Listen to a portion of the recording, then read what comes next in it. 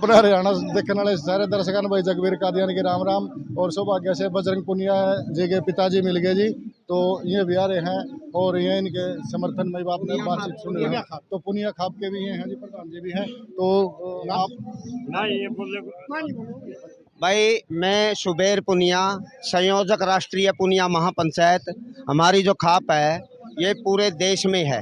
पुनिया ये नहीं है कि एक ही स्टेट में, बहुत मोटी मोटी तादाद में कई स्टेटों में हम बसते हैं और हम यहाँ खिलाड़ियों का साथ देने के लिए आए हैं।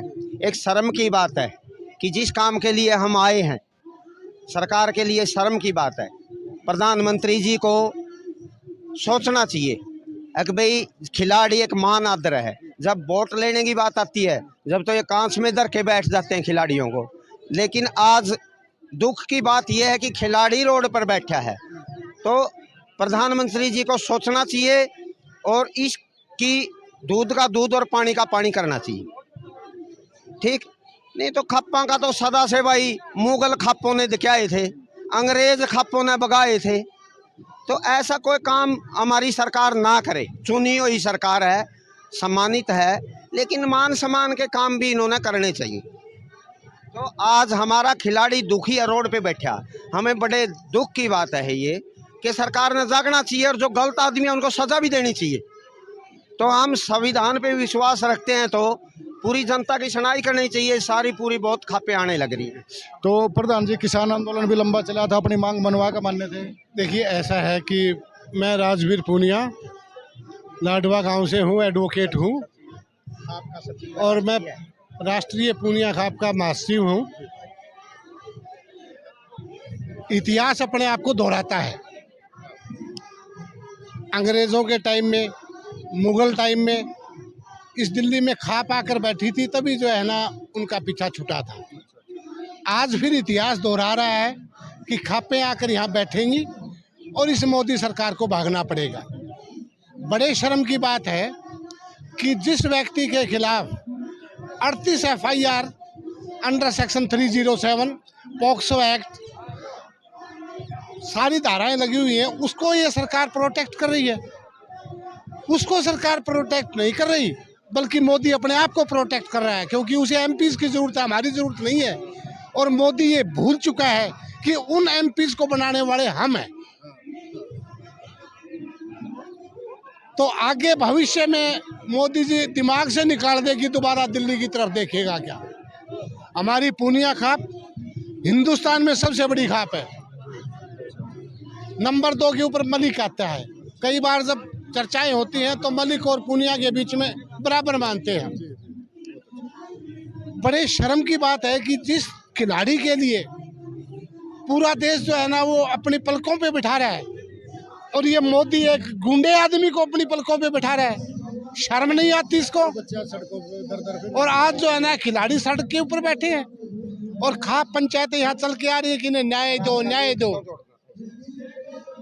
तो मैं जो है ना आपके माध्यम से परमात्मा से प्रार्थना करता हूँ कि इस मोदी को शुद्ध बुद्धि दे, इन बच्चियों को न्याय दे, तभी देश का भला होगा। वरना सरकार जो ये झूठ बोल रही है कि बेटी बचाओ बेटी पढ़ाओ, कहाँ है ये नारे? ये जितने भी MLA MP हैं बीजेपी के, सबसे बड़े बलात्कारी भ्रष्ट जलील आदमी है। ये तो करे मेरे ऊपर मुकदमा, करे मेरे ऊपर मुकदमा। मैं देखता हूँ, राजीव गांधी ने तो कर दिया। मैं कह रहा हूँ सबको, जितने भी ये बीजेपी के गुंडे हैं, सबसे बड़े बलात्कारी हैं, इनको सजा दो। तो जय हिंद, धन्यवाद। सिंह साहब, सबसे पहले स्वागत है आपका अपना हरियाणा चैनल में। तो सबसे पहले तो आपका परिचय दे दीजिए। मेरा नाम चरणजीत सिंह है और इंडिया सिख काउंसिल से हूँ, दिल्ली माइनॉरिटी कमीशन से हूँ जी। मैं advocate Karanjot Singh, Delhi high court x legal consultant, Delhi minorities commission से। मैं एडवोकेट वासु उग्रेजा हूँ, दिल्ली में हूँ। किसान आंदोलन के केसेस भी मैंने लड़े थे और अब पहलवानों के साथ भी हम समर्थन। बहुत अच्छा। तो आज समर्थन जी, हम आज आए हैं, पहले भी आए थे। इनको ये आश्वासन और समर्थन देने आए थे कि वकील लोगों के मन में भी दर्द है इनके प्रति, और इस चीज़ के अंदर वकीलों के लिए भी दर्द है इनके मन में। अगर जो कानूनी कार्रवाई हमसे बनेगा वो हम चीज़ को ज़रूर आगे लेके जाएंगे, और जो हमारा लीगल असिस्टेंस है वो हमको ज़रूर प्रदान करेंगे। और इसके अंदर अगर जो पहलवानों की बात है, क्योंकि पहलवान हमारे देश का गौरव है, मेडल लेके आते हैं, और जब भी ये ओलंपिक में जाते हैं तो वहाँ पे इनकी जात पात नहीं देखा जाता, इनका स्टेट नहीं देखा जाता, सिर्फ एक चीज़ होती है, वो है भारतीय। भारतीय होने के नाते सभी भारतीयों के मन में इनके प्रति दर्द होना चाहिए, क्योंकि ये वहाँ जाकर कर खेलते हैं जहाँ पर हमारा जाना मुश्किल होता है, हम नहीं जा सकते, और वहाँ जाके गोल्ड मेडल लाना बहुत अच्छी बात है, और एक बहुत अच्छी, इतनी अच्छी बात है कि भाई हम लोग तो वहाँ नहीं जा पाएंगे, लेकिन ये लोग वहाँ से अपना मेडल लेकर के आते हैं और देश का गौरव बढ़ाते हैं। ये एक सबसे अफसोसजनक बात हम भी देख रहे हैं, जब वो किसान आए तो उनको जातियों में बांट दिया गया, पंजाब से आए तो उनको खालिस्तानी बांट दिया गया, जब वो लंगर लगाते हैं बॉर्डर पे शहीद होते हैं तो वही इन बेटियों के साथ, इन पहलवानों के साथ, मतलब सरकारें तो करेंगी ही करेंगी, जनता का भी दिमाग मतलब कहाँ जा रहा है, हमारा देश मतलब किस तरफ जा रहा है। तो कल भी मैं परसों भी देख रहा था मीडिया में, काफ़ी सारे लोगों ने इनको जाट भी बताया है या हरियाणा वाले भी बताया है, कभी उनको सिख बता देते हैं, कभी उनको खालिस्तानी, जब जरूरत होती है तो हमारे सिख भाई हैं, नहीं तो फिर वो खालिस्तानी है। मतलब ये लोगों को अपना दिमाग खुद ही सेट करना पड़ेगा, उसकी तय तक जाना माइंडसेट पड़ेगा। बन चुका है, क्योंकि आजकल मीडिया का इतना प्रभाव है जिसको चौथा स्तंभ माना जाता है। कुछ पत्रकार ऐसे हैं कि जी जो जैसा दिखाना चाहेंगे लोगों के मन में वैसे ही जाएगा, जैसे एक कैसेट चलती रहेगी तो उसके मन में वो बात आएगी। एक चीज़ बार बार चलाने से लोगों के मन में सेट होता है कि कहीं ना कहीं सच होगा, जो कि ऐसी बात बिल्कुल गलत है और ऐसा नहीं होना चाहिए। अगर सिख है तो सिख से पहले भारतीय भी है, भारत का नागरिक है, और भारत का नागरिक है तो उसके पास अधिकार है। उस अधिकार का समानता का अधिकार है, शोषण के विरुद्ध का अधिकार है, पढ़ाई का अधिकार है, फ्रीडम ऑफ स्पीच का अधिकार है। ये सब अधिकार अगर किसी भी प्रतिनिधि के या फिर किसी भी सिटीजन के वॉलेट होते हैं तो उस पर वो अपनी आवाज़ उठाएगा। जैसे आज पहलवानों के साथ जो हुआ, उन्होंने ये बहुत अच्छा किया कि आगे आकर के इस चीज़ को आगे उठाया ताकि ये लोगों के मन में पहुंचे। अब हम भी घर बैठे थे, हमने भी मीडिया में काफ़ी चीज़ें सुनी, लेकिन जब तक यहाँ आए नहीं तब तक हमें पता नहीं चला। अब यहाँ आने के बाद सुनिश्चित हुआ कि भाई जो इनके साथ वाकई में गलत हो रहा है, इसलिए हमारा दर्द इनके साथ बिल्कुल है और इनके साथ हमारा समर्थन रहेगा। देखिए, जो जात की या क्षेत्र की किसी भी तरह की बात आती है, धर्म की बात आती है, वो राजनीतिक लोगों के लिए तो फायदेमंद है ही है, तो कम से कम आम जनता के लिए आप क्या संदेश देना चाहोगे? वैसे पहले तो मैं आपकी पहली वाली बात का जवाब दूंगा, जो सिखों का आपका खालिस्तानी भी कहते हैं, वक्फवादी भी कहते हैं। एक्चुअल होता है क्या है, जो सिख कम्युनिटी पूरे देश के लिए खड़ी होती है, और अगर आप देखें देश की आज़ादी के सबसे ज़्यादा योगदान सिख कम्युनिटी का रहा है, चाहे बॉर्डर पर शहीद को लेके हो, चाहे देश को बचाने को लेके हो। हमारे गुरु तेग बहादुर साहब ने शीशगंज साहब में अपना शीश दे दिया था हिंदू धर्म की खातिर। तो इससे कोई दो राय नहीं कि सिख कम्युनिटी अपने देश के लिए हमेशा खड़ी रहती है और कंधे से कंधा मिला के खड़ी होती है। बट ये गोदी मीडिया कह लो या अंधभगत कह लो, जो है कभी सिखों को खालिस्तानी, वक्फवादी, पखवादी, चाहे मुस्लिम खड़े होंगे उनको ISI फंडिंग, मतलब अलग अलग चीज़ें की एजेंडा चलाते हैं।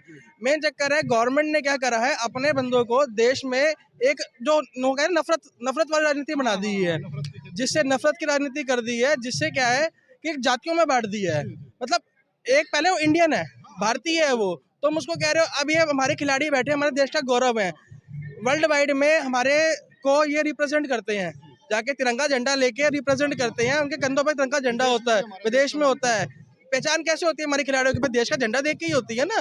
तो उसको आप कह रहे हो कि वो जाके हरियाणा से आ गए हैं या किसी पार्टी वाले से जुड़ गए हैं, भाई उनको तो मंच चाहिए। ये हमारे देश का दुर्भाग्य है कि हमारी बेटियां बैठ के रो रही हैं, देश रिप्रेजेंट कर रही हैं, हमारी बेटियां रो रही हैं, हमारा देश का दुर्भाग्य है। अगर हम मन की बात कर रहे हैं, पहले मन की बात में हमारे बच्चे को तो देखो, मन के देखो हमारा पार्लियामेंट कितनी दूर है यहाँ से।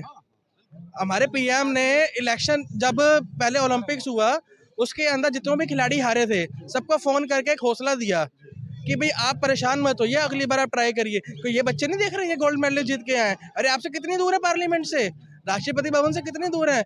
आपको यहाँ पे आकर स्टैंड लेना चाहिए, प्रधानमंत्री जी को आगे आना चाहिए इस मुद्दे को लेके, और जो बनती कार्रवाई है उस बंदे पे, बृजभूषण पे करनी चाहिए। ठीक है। तो मन की बात में प्रधानमंत्री जी जब मेडल जीत के आते हैं हमारे खिलाड़ी, तो मन की बात करते हैं। आज वो मन की बात कहाँ है जो जंतर मंत्र पे बैठे हैं। आज मन की बात हम सुनने की कोशिश करेंगे कि उन्होंने कुछ बोला नहीं बोला। ये वही खिलाड़ी हैं जिनके साथ फोटो खींचकर ट्विटर और फेसबुक पे, सोशल मीडिया पे शेयर करते हैं प्रधानमंत्री जी। आज क्या उनके पास चंद समय नहीं, आकाशवाणी भवन ये रहा पास में, जब कदमों की दूरी पे यहाँ पर आप आ सकते हैं, यहाँ पर मन की बात कह सकते हैं। अब मन की बात वो होती है जो आप लोगों के बीच में बैठे आप सुनाएं, वो मन की बात नहीं है। पशु पक्षी उड़ाएं, ये मन की बात नहीं है कि पशु उड़ रहे हैं, पक्षी उड़ रहे हैं, वो मन की बात नहीं है। मन की बात हुआ जो देश की समस्या है, जो जन की समस्या है। आज पहलवान को 8वां दिन हो गया है और लगातार अपनी आवाज उठा रहे हैं। और हमारी किसी पार्टी विशेष से लड़ाई नहीं है, हमारी लड़ाई है व्यक्ति विशेष से। और व्यक्ति विशेष वो है जो आपराधिक है, जिस पे गंभीर मुकदमे हैं, वो उस पर क्यों कार्रवाई नहीं कर रही है सरकार, क्यों बचा रही है? क्या पूर्वांचल वोट बैंक के लिए बचा रही है? यह बड़ा प्रश्न चिन्ह खड़ा कर, क्योंकि जिस क्षेत्र से वे आते हैं वह पूर्वांचल का एरिया है, तो पूर्वांचल में उनका काफी ओढ़ है। और देखिए वहाँ के विधायक उनको सहयोग करने के लिए उनकी माला फूल माला पहना रहे हैं। तो ये दिखाया जा रहा है कि ये पार्टी है, सरकार उसको संरक्षण दे रही है, जो कि हमारे देश के लिए, हमारी बेटियों के लिए दुर्भाग्य है। जी, तो एक लीगल बात पूछना चाहूँगा मैं आपसे, आप इस चीज़ से जुड़े हुए हो। जैसे अभी परसों में सुनने में आया था कि एफआईआर तो कर ली गई है, इसके बाद क्या प्रोसेस होता है? देखो, एफआईआर जो है वो सुप्रीम कोर्ट में मैटर जाने के बाद हुई है।